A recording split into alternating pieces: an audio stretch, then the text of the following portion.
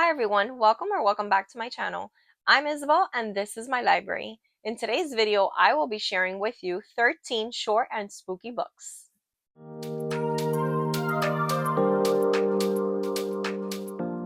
I have been wanting to do an all horror book video for a really long time on my channel. And by really long time, I mean since I started it, like 2 months ago.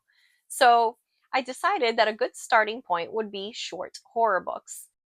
So whether you're a seasoned horror reader or whether you're a newbie wanting to try out horror for the very first time, my hope is that one of these 13 books might be your next favorite book.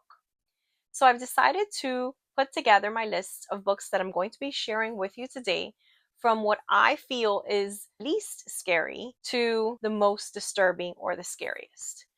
Of course, we all know horror is subjective. What you find scary might not be what I find scary. These are simply my opinions as to what I think are some great short horror books. So the first book I'd like to recommend to you is Rest Stop by Nat Cassidy. This was a fairly recent read for me and I thoroughly enjoyed it.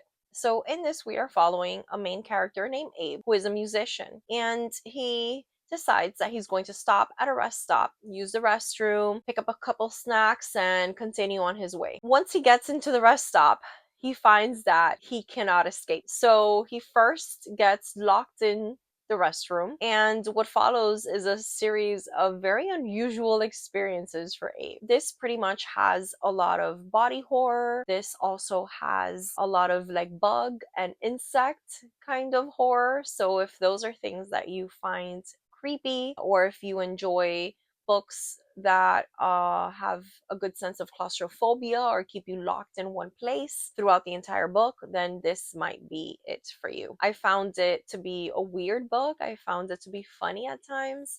And I found it to be pretty gory, but not super scary, since most of those things are not things that I'm incredibly creeped out by. But definitely a good short horror book. The next book I'd like to recommend to you is Plastic Monsters by Daniel Volpe. In this, we are following a main character named Pam who longs and yearns to be more beautiful. She finds herself overcome with envy when she sees other women around her who have gotten a boob job or other plastic surgeries to improve the way that they look, and she's definitely envious of them and she wishes that she too could be beautiful, but she's very limited with her finances and can't go to some very drastic measures in order to be beautiful. Eventually she comes into contact with Dr. Joseph DeBerio, who has just left prison and he is a plastic surgeon. And they together decide that they can help each other. He has a desire to continue his practice and she has a desire to be beautiful. This is definitely graphic and it's gory. And my favorite part about this is that it explores the concept of beauty and the drastic measures that some people will go to in order to be beautiful. So it has great social commentary. The next short horror book I'd like to recommend to you is The Odds by Jeff Strand. In this, we are following a main character named Ethan who has a bit of a gambling addiction. So at the opening of the novel, we find that Ethan has been to the casino and he has gambled and lost a significant amount of money. And so he is determined to try to keep this information from his wife or break it to her in such a way so that she won't be incredibly upset. So as Ethan is leaving the casino, he is approached by this man who says that he is willing to play a game with him. And if he plays the game, he has 99% chance of winning and winning a lot of money. So Ethan pretty much decides that the odds are in his favor and he doesn't really pay attention to the consequences. That if he were to lose, even though the odds are in his favor, he would not make the $10,000 that he has promised and he would have to allow the man to break his arm. And that is just the first part of this game that Ethan engages in, and it makes great commentary on addictive behaviors or addictions. It is incredibly graphic and gory, so I do want to warn you about that, but it's definitely entertaining. And if you do enjoy games in your books, this has a great game element that I think is incredibly, incredibly strong. So the next short horror book I want to talk to you about is Blanky by Keelan Patrick Burke. And in this very short work, we are following a main character named Steve who is suffering the loss of his baby. He is constantly thinking of his dead child and reminiscing. And then one night, he hears the distant cries of a baby, in particular his baby. So when he goes to the room, he finds that there's nothing in the room except for the baby's special blankie, a blankie that the baby was really attached to. But the problem is that they buried the baby with the blankie.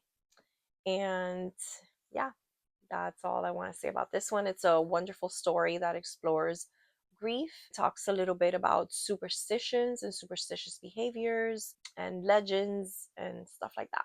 And it's very, very interesting. So the next book on this list is Ankle Snatcher by Grady Hendrix. So in this book, we are following a main character whose life was destroyed when he was a little kid because his father was accused of murdering his mother. And as he's trying to piece together the reality of what happened in his childhood, he finds out that his father claims that he is innocent and that he did not murder his mother.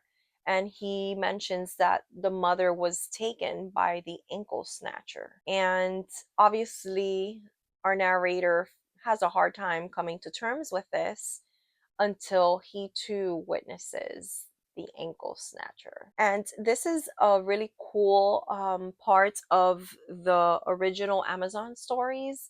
And there are quite a few of these. I've also read The Pram, and I believe there's like 5 or 6 more. I know Joe Hill has one. So there's a couple famous authors that are a part of this. I've absolutely been loving these, and they're all pretty short and accessible. But yeah, that's Ankle Snatcher. So the next book I'd like to talk to you about is The Trees Grew Because I Bled There by Eric LaRocca. And this is actually an anthology of short stories. And these have to be some of the most incredible short horror stories I've ever read. A lot of them are frightening, and a lot of them are also very, very sad, or they deal with elements that bring us sadness. So they talk about grief and loss and sickness of the people we love. And they really do play into some of our biggest fears. So quickly, I'll just tell you about 1 or 2 of them. You Follow Wherever They Go, which is the opening short story, is absolutely wonderful. And it's a story of grief and coping and how lost children feel when they face the mortality of the people they love most, their parents. And so that one explores that. There are some other beautiful ones, and one of those has like a very interesting take of like this version of like The Giving Tree, if you're familiar with that childhood book. But think of that like turned into like a horror book. And so I absolutely loved that element. And there's also another one called You're Not Supposed to Be Here, which I thought was so frightening and made me feel very anxious. It was very like anxiety producing. I thought that one was really, really strong. And it's about parents and their children. And so, yeah, these are absolutely wonderful. So, the next book on this list is Slade House by David Mitchell. And I'll preface by saying that this is a part of the same universe as other David Mitchell books, for example, The Bone Clocks and Cloud Atlas. Although both of those are on my TBR, I have not read them. But I do know that a lot of the characters that we see here also appear in those books and are part of that universe. I did read this as a standalone, although I do know that it shares a world with those other 2 works. So, Slade House is basically a haunted house story, and I feel like this book is not talked about enough. Maybe because it's a little bit older, I'm not really sure because David Mitchell is a very famous author, but I really do find that Slade House is one of the scariest haunted house books I've ever read. Slade House is a house that you can't find easily. Like, it has to appear to you. And it is a house that appears every 9 years or so.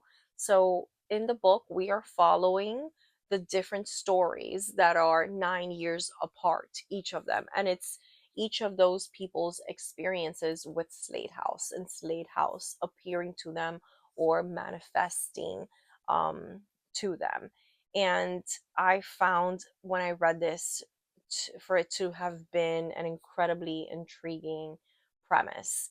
And I can only imagine, because again, this is, believe it or not, I'm going to talk about a book that I have not read, that I'm ashamed to say I haven't read, but I will read. I know I will read very soon. It's on my TBR. It's something I want to get to. It's just never the right moment to read it. But I find that this is pretty similar to what House of Leaves might be like. I think there's like a similarity there in concept. Obviously, this is a way shorter little book. Um, but I feel like they might have something in common with the fact that something about this haunted house changes or shifts, or it's like a house within a house. So based on what I know, I think it might be similar to that.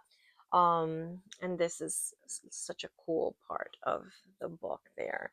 And yeah, this through and through is the story of a haunted house, and it's definitely very unsettling. So the next book on this list is This Is Where We Talk Things Out by Caitlin Marceau. And in this novella, we are following a main character named Miller, who is pretty much estranged from her mother.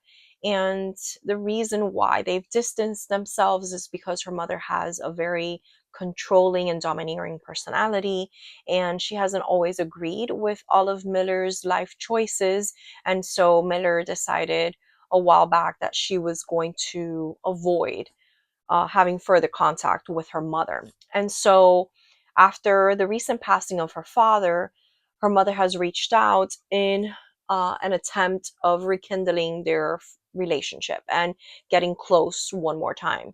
And this is where Miller's partner Florence feels like she should tell her mother no, that she does not want to be close with her or let her into her life again. But Miller, in an attempt to forgive her mother and move past their disagreements, agrees to going out for a special weekend to themselves, even though she's not really sure of the details of what this is going to look like.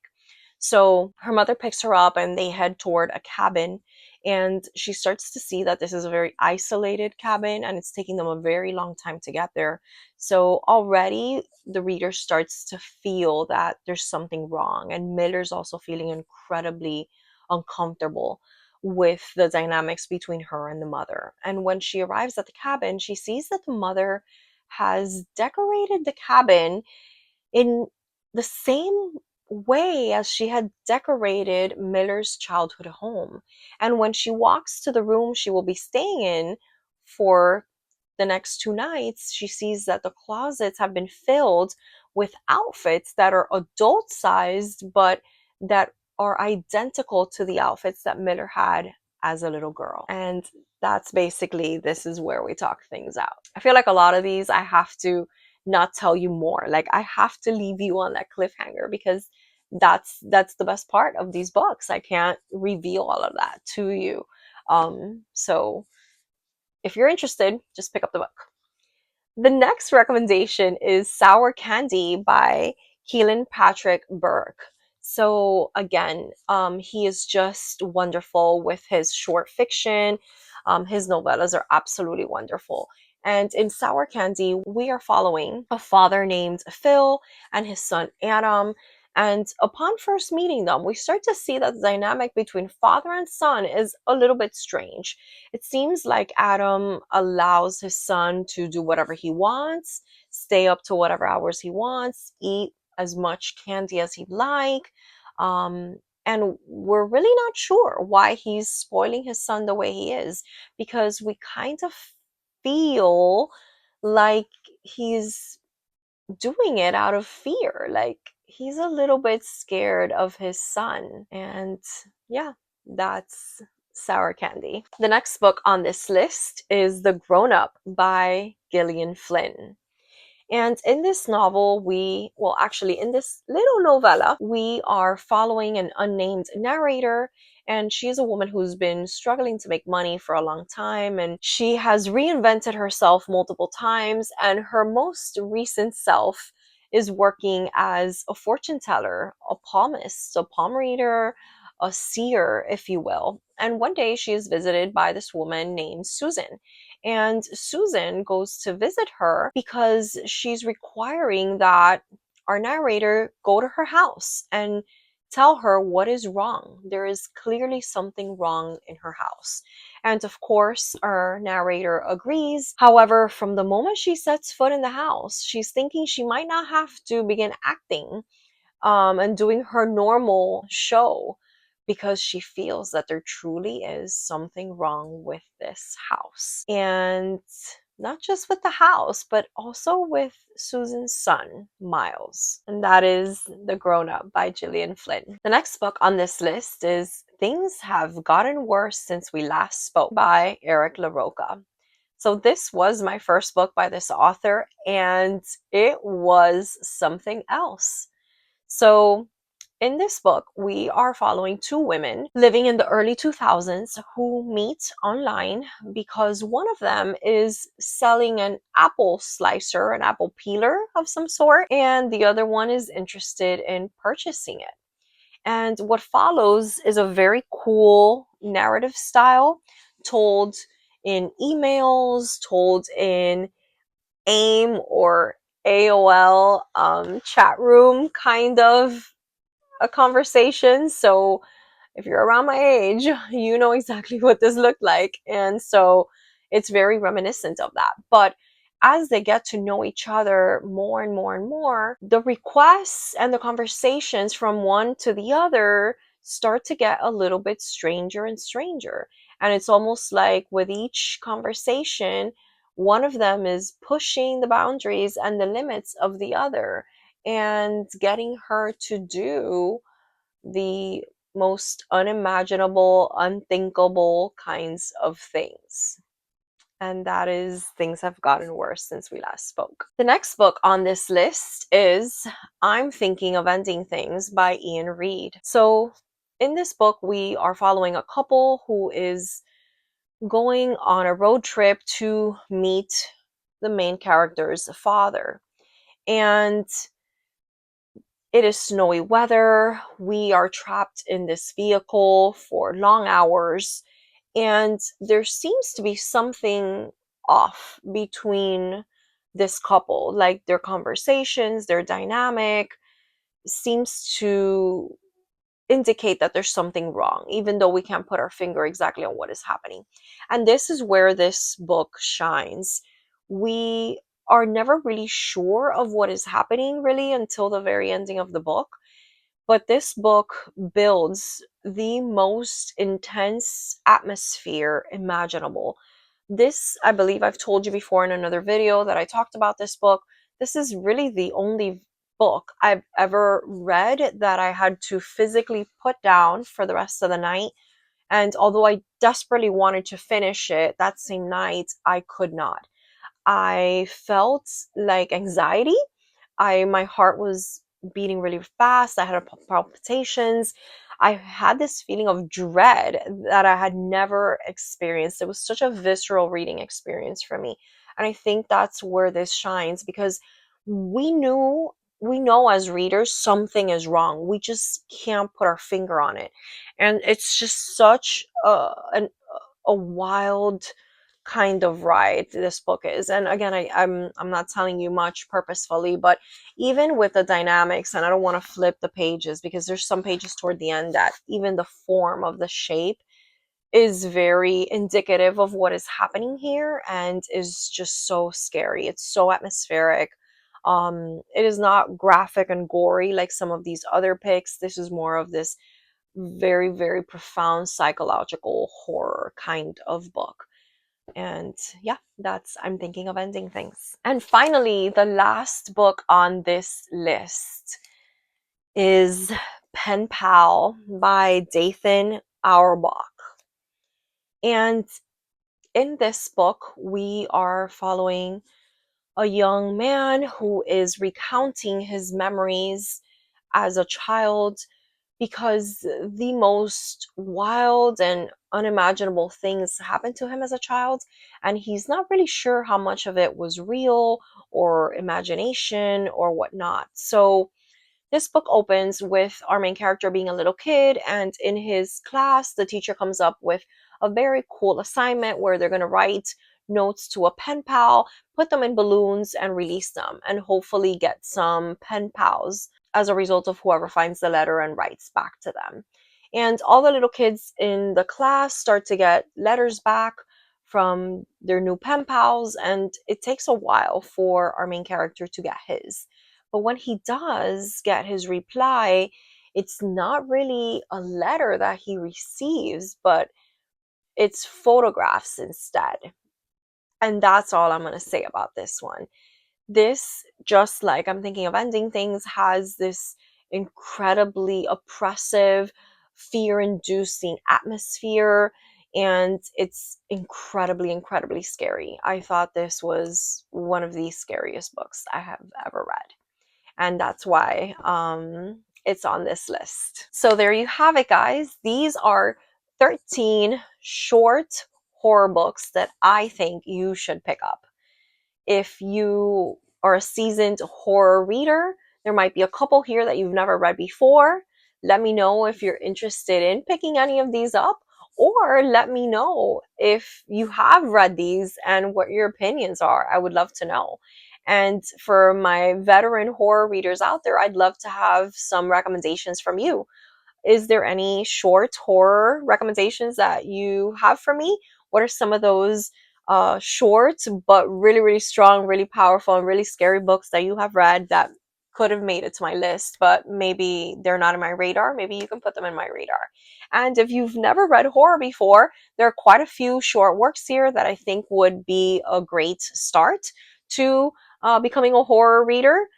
Just be careful with some of the latter ones on this list because those are scary. So I would start with something that I mentioned earlier on in the video, just to kind of wet your feet and see if horror is really for you or not. And that's pretty much it, guys. I'm so excited that I was able to do this video. It's the ending of April. That means we are almost halfway to Halloween, and that makes me very happy. So yeah, I'm ready to talk some horror with you in the comments down below. Please like this video. Please subscribe to my channel. I'd love to continue growing this community of people who love books as much as I do and don't mind hearing me yap about them.